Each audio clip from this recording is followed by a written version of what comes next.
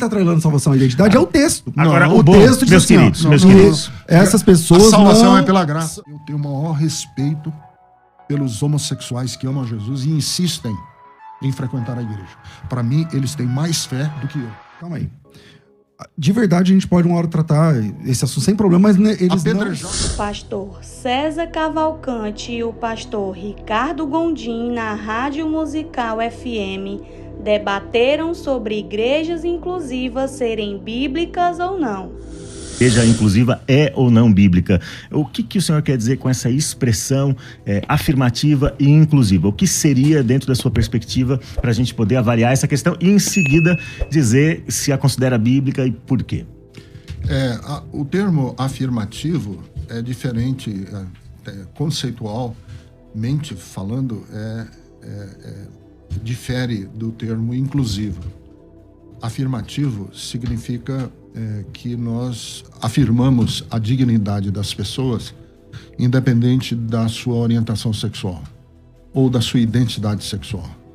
Todos e todas têm uma identidade que é digna diante de Deus, e isso não leva em conta a sua identidade sexual. Isso é ser afirmativo.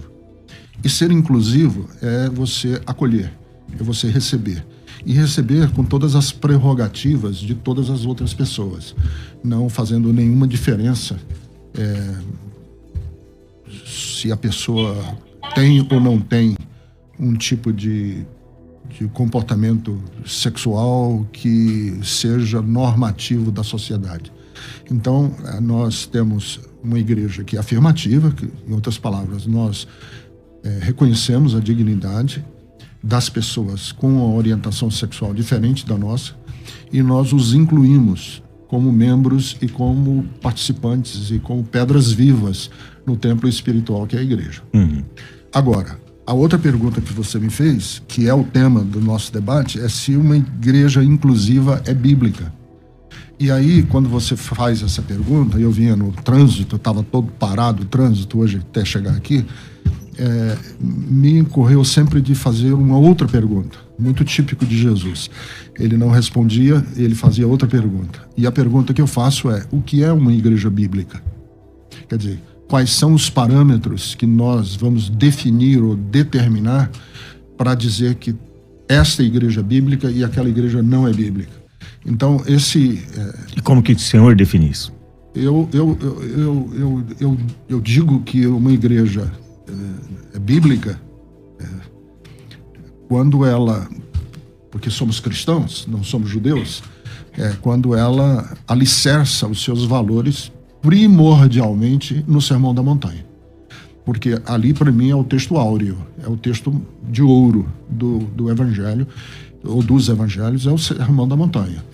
Então, para mim, uma igreja bíblica é uma igreja que tem a referência do Sermão da Montanha como valor e que tem a pessoa de Jesus como descrita nos Evangelhos como referência. Que a igreja bíblica, como definição baseada no ensinamento de Jesus, e aí eu coloco também os apóstolos, porque a Bíblia diz que a igreja é doutrinada pelos apóstolos, né? Então a doutrina dos apóstolos é importante, embora eu reconheça que exatamente como o pastor Ricardo falou, eu também reconheço que o cerne da doutrina de Jesus está em Mateus capítulo 5 até o capítulo 7, né? 5, 6 e 7. Ali é o cerne da doutrina de Jesus. O restante, ademais disso, é ele falando sobre aquilo tudo que ele falou nos 3 capítulos, no Sermão das Bem-aventuranças, e os apóstolos é que depois vão doutrinar a igreja. Parece que bíblica, baseada nesse princípio, ela sempre é inclusiva no sentido de que nela se inclui todas as pessoas, todos os pecadores. Agora, a igreja, especialmente no documento apostólico, não permitia, dentro da sua membresia, alguns tipos de comportamentos que incluem esse do nosso tema de hoje. Então, a igreja no primeiro século, a igreja bíblica, né, a igreja que está na Bíblia lá, não incluía. A história da igreja, historicamente, parece que estamos próximos de uma mudança grande nisso aí. O novo Papa, por exemplo, é mais simpático, pelo menos dos últimos papas aí, esse último papa é mais simpático a esse tema do qual estamos discutindo aqui agora. Então, não sei, é bem provável que aconteça uma mudança. Por exemplo, eu estou falando dentro do nicho católico. E no meio evangélico, algumas igrejas que a gente nunca pensava que aderiria a gente está chamando aqui de inclusivo, né? Tornando-se uma igreja inclusiva do ponto de vista do comportamento sexual humano, aderem também hoje. Agora, ser inclusivo significa que todos os pecadores vindos de todos os tipos de pecados são bem-vindos. Todos os seres humanos vindos de todo tipo de comportamento são bem-vindos. É verdade. Esse é o chamado, né? Agora, a igreja cristã, historicamente falando e biblicamente falando, a igreja da Bíblia lá do primeiro século, a igreja apostólica, ela tinha resistência, né, quanto a esse tipo de comportamento. Dentro do Novo Testamento, em Coríntios, por exemplo, que é o texto mais forte, Romanos também, né, vai mostrar assim, claramente que a homossexualidade não era aceita dentro da comunidade cristã local. Isso o apóstolo Paulo diz, deixa eu ver aqui o texto. E isso reproduzindo os textos do Antigo Testamento. Os injustos não herdarão o reino a ideia de Deus, da impureza sexual. Não vos enganeis, nem impuros, idólatras, adúlteros, efeminados, sodomitas, ladrões, avarentos. Que ele usa esses dois termos, roubadores, né? Essa tradução não está correta. É a atualizada. É a Bíblia atualizada. Não, eu digo nos originais. Você diz do termo malacói. Não está se referindo à homossexualidade. E Sodoma e Gomorra não tem absolutamente nada a ver com homossexualidade. Sodoma e Gomorra era a cidade que estava querendo ter sexo com anjos que estavam hospedados na casa de Ló. Os anjos eram... É verdade, mas os anjos vistos por eles eram jovens, rapazes. Sim, mas... Então, na cabeça deles era homossexual. A intenção deles era essa, né? A intenção era homossexual. Não, a intenção não era homossexual. A intenção era ter...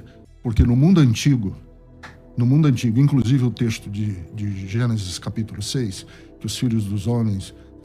os filhos dos homens, filhos de Deus, tal. Então, aquele texto lá que provocou o dilúvio é que havia no mundo antigo a ideia de que ter sexo com anjos geraria uma raça de titãs, como os titãs da cultura grega. Quem eram os titãs? Eram semideuses, eram deuses e homens ao mesmo tempo. Então, o texto lá não de homossexualidade. O texto de Sodoma... Se diz que eram rapazes, porque a ideia angelical sempre foi masculina. Não tem nenhuma aparição de anja na Bíblia. É que assim, todas as vezes que aparecem anjos no Antigo Testamento, e até no Novo, eles aparecem... Eu não estou dizendo que eles se transformam em homens, mas a aparência deles... masculina. É um jovem, é um rapaz, um jovem. Não tem asas, não tem nada brilhando, nem nada. É um homem ali. E a perspectiva da visão dos sodomitas, dos habitantes de Sodoma, eles queriam ter sexo, eles não sabiam que eram anjos. Mas eles não sabiam, lá no texto, eles não sabiam que eram anjos. O Abraão, por exemplo, hospedou anjos. Esses três anjos lá, isso é Gênesis 18 e Gênesis 19, né? No capítulo 18, esses três anjos chegam para falar com Abraão. Um deles continua lá com Abraão, e Abraão faz uma oração meio que intercessória, porque Ló estava na cidade de Sodoma, que Deus, através daqueles anjos, falou que ia destruir. Dois desses seres, desses anjos, que no texto, ora são chamados de Elohim, ora são chamados de anjo, ora são chamados de homens, por exemplo, eles vão lá para buscar o Ló. Quando os habitantes de Sodoma percebem esses rapazes, porque na cabeça de quem está vendo eram rapazes, e aí eles desejam ter sexo com Ló. Eu não me lembro com Ló, não, com esses rapazes, com esses anjos, que nós sabemos que é anjo porque está na Bíblia, mas a aparência deles era de rapazes. E aí eu não lembro, só se o senhor me lembrar um texto, onde esses habitantes de Sodoma sabiam que se tratava de anjos. Não tem no texto. Não, claro que não tem. Mas a perspectiva e a percepção do mundo antigo da possibilidade de você hospedar anjos está no texto. Porque a Bíblia inclusive no Novo Testamento, diz alguns hospedaram anjos. Mas o sem saber está no texto, né? Sem reconhecer. Obviamente que os habitantes de Sodoma, eles queriam ter relações com dois jovens que estavam ali. Mas esse texto... Mas é uma interpretação. Não é o texto, não estou interpretando. Mas só ver o texto. Sim. A interpretação é dizer que eles achavam que eram anjos. Aí o senhor está interpretando. Mas vamos... Eu não passo pano pro pecado. Uhum. Eu não vulgarizo o temor de Deus. E eu quero andar segundo a vontade de Deus. Só que eu prefiro estar errado em nome do amor a estar certo em nome da intolerância. Porque se eu amar, e a Bíblia diz que aquele que ama é nascido de Deus, e se eu amar, porventura, no dia que eu me apresentar diante de Deus, esse amor que eu procurei ter, ele será maior do que as minhas falhas e os meus pecados. E obrigado, pastor, demais pela disposição de estar aqui com a gente, conversando com a gente sobre esse assunto tão polêmico que lhe é caro e custoso também, né? Não é só caro, é custoso. Pastor César.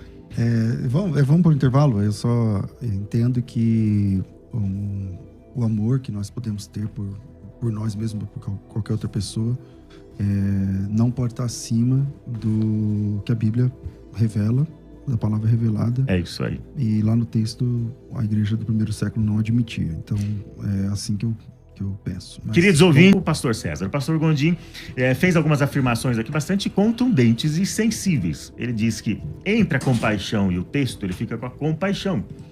Entre o acolhimento e o texto, ele fica com acolhimento. Entre o amor e o texto, ele fica com amor. Pastor César, é possível chegar a alguma definição desses termos? Amor, compaixão, acolhimento, sem que eles derivem da revelação de Deus na Escritura?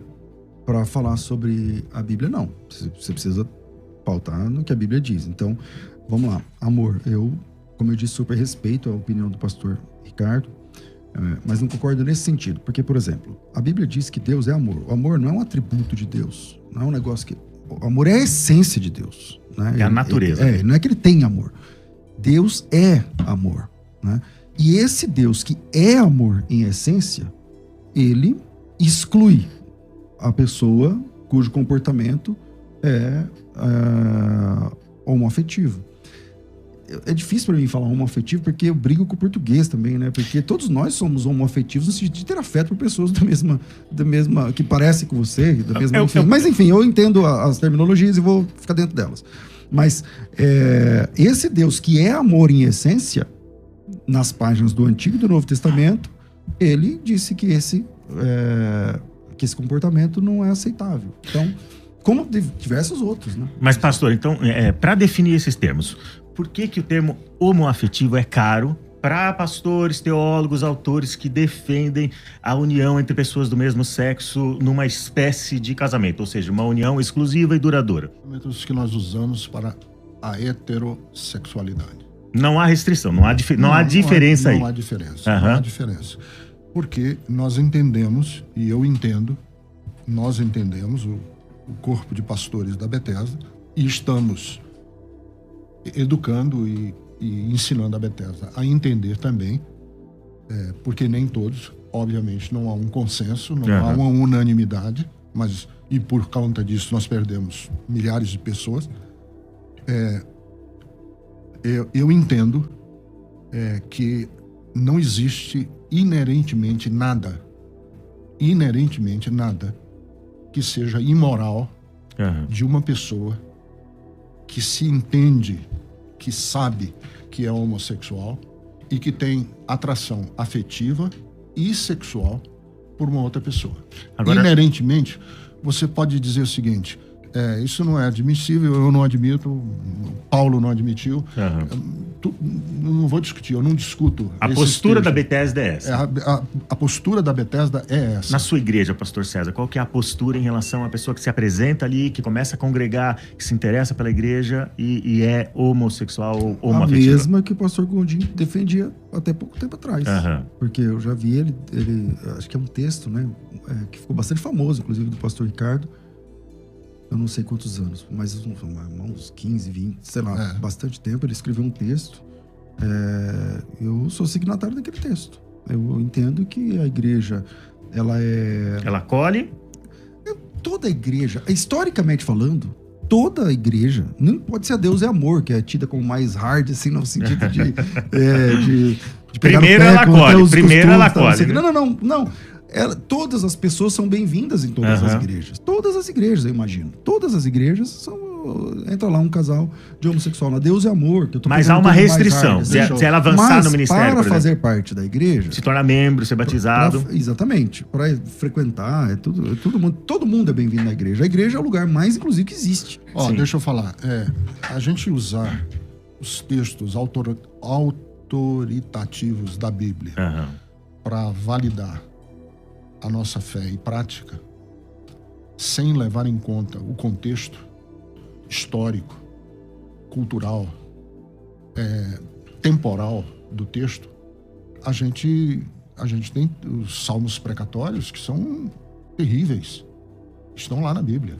Mas no que diz respeito Você tem, por exemplo, o capítulo 5 do livro de Números, que é um dos textos mais misóginos que você pode ler, que é sobre a lei do ciúme.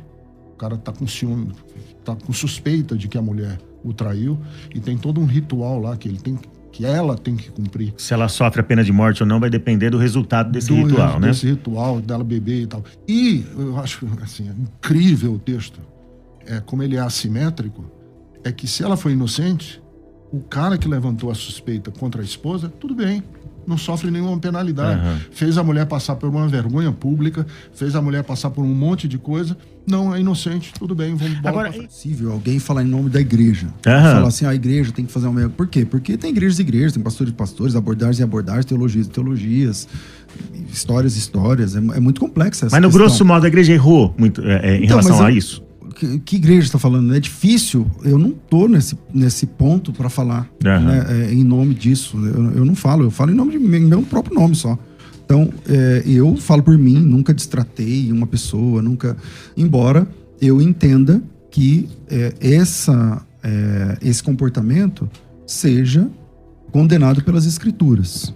Então, na Bíblia Sagrada, isso está textualmente vinculado a uma perícope que fala sobre salvação. Eu não estou falando, mas naquela época, porque os gregos, porque não sei o quê.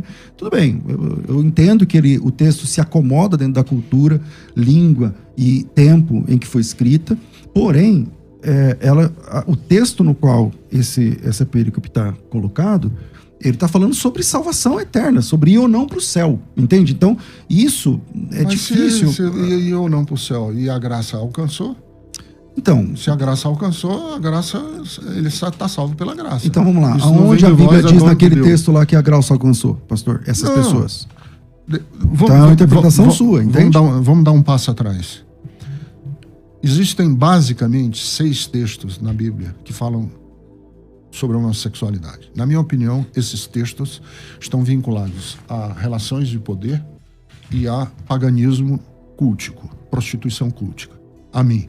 Quando Paulo fala em Romanos, ele está ali falando de comportamento de prostitutas culticas. Capítulo 2 de Romanos. Então, calma aí. De verdade, a gente pode uma hora tratar esse assunto sem problema, mas eles apedrejar não são... um adolescente que foi desobediente aos pais eles não em praça são... pública está na Bíblia. Então, mas eles não são... O senhor aí é relativizar. Então, o senhor não estou relativizando, não. O senhor está pegando um texto que não é o tema do assunto. Não, eu só estou dizendo que trazendo como se... Mas se assim, a gente usar essa regra... Então, e essa régua, nós temos que usar é que o senhor está diante de um texto bíblico alocado numa perícope que fala de salvação. E salvação é pela graça, e você está atrelando salvação a uma identidade. Não, quem está atrelando salvação à identidade é o texto. Agora, o texto diz assim, meus queridos, essas pessoas a salvação é pela graça, não vem de vós, e quem salva é Jesus. É verdade. Mas o texto... Agora eu quero aproveitar, nós estamos partindo para o segundo fim do nosso programa. Que não são dignos do reino de Deus, entende? Então eu entendo aqui como salvação. Quem não é digno do reino de Deus, nós estamos partindo aqui para o... Se sinta amado, se sinta amada. Você que ama Jesus, eu tenho o maior respeito pelos homossexuais que amam Jesus e insistem em frequentar a igreja. Para mim, eles têm mais fé do que eu. Porque se eu fosse excluído e fosse discriminado e fosse olhado de soslaio, como muitas pessoas são, nas igrejas evangélicas, eu jamais colocaria meus pés lá. eu jamais pertenceria. E o simples fato de você querer frequentar uma igreja, isso mostra muito para mim o tanto que você quer amar a Deus, quer servir a Deus e quer ser do Senhor. Respeito, super respeito a opinião do pastor Ricardo, de mais pessoas que pensam diferente. É uma questão que a mim não me parece claro nas escrituras essa permissão, porque temos textos claríssimos, né, muito claros ali, caminhando contra essa possibilidade.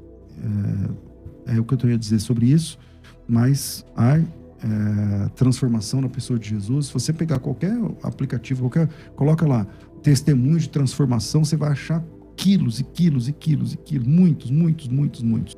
Algumas pessoas comentaram: nunca ouvi tanta relatividade para agradar aquilo que me favorece. Ninguém quer renunciar nada. O César Cavalcante ficou totalmente intimidado, deixou o Godinho deitar e rolar. O senhor Ricardo está negando a fé em cada frase que sai da boca. Esse pastor é da igreja da Lana Holden? Misericórdia, fim dos tempos. Jesus disse: necessário é nascer de novo. Deixe sua opinião nos comentários. Confira mais vídeos no canal e até o próximo vídeo.